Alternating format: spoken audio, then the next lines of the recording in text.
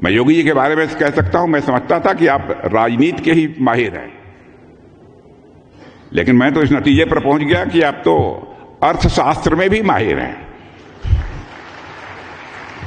कैसे मुनाफा कमाया जा सकता है, इसकी कला आपको अच्छी तरह मालूम है। और हमारे प्रधानमंत्री मोदी जी जिस तरीके से देश को चला रहे हैं और अंतर्राष्ट्रीय जगत में भारत का मस्तक जिस तरीके से उन्होंने ऊंचा किया है, बहनों भाइयों, इसकी जितनी भी सराहना की जाए कम है। मैं तो कहता हूं भारत के बारे में, पहले इंटरनेशनल फोरम पर भारत कुछ भी बोलता था तो भारत की बातों को जिस गंभीरतापूर्वक लिया जाना चाहिए, इंटरनेशनल फोरम पर नहीं लिया जाता था। लेकिन आज इंटरनेशनल फोरम पर भारत कुछ बोलता है तो सारी दुनिया कान खोलकर सुनती है भारत बोल क्या रहा है। यह भारत की हैसियत बनी है।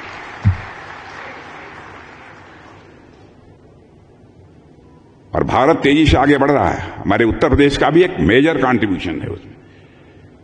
और प्रधानमंत्री जी के मार्गदर्शन में 2030 तक उत्तर प्रदेश को $1 ट्रिलियन की अर्थव्यवस्था बनाने का लक्ष्य जो मुख्यमंत्री जी ने निर्धारित किया है वह प्राप्त होकर रहेगा, क्योंकि हमारा जो लंबा राजनीतिक जीवन का अनुभव है, जो कुछ भी देखा है, सीखा है, उस आधार पर मैं कह सकता हूं। और मुझे पूरा विश्वास है कि उत्तर प्रदेश समय से पहले ही इस लक्ष्य को हासिल करेगा। मुझे तो ऐसा लग रहा है, समय से पहले इस लक्ष्य को हासिल करेगा। आज जब भारत 2047 तक एक विकसित राष्ट्र के लक्ष्य को हासिल करने के लिए तेजी से आगे बढ़ रहा है, तो उसमें उत्तर प्रदेश का योगदान मैं मानता हूं कि बहुत ही महत्वपूर्ण होने वाला है।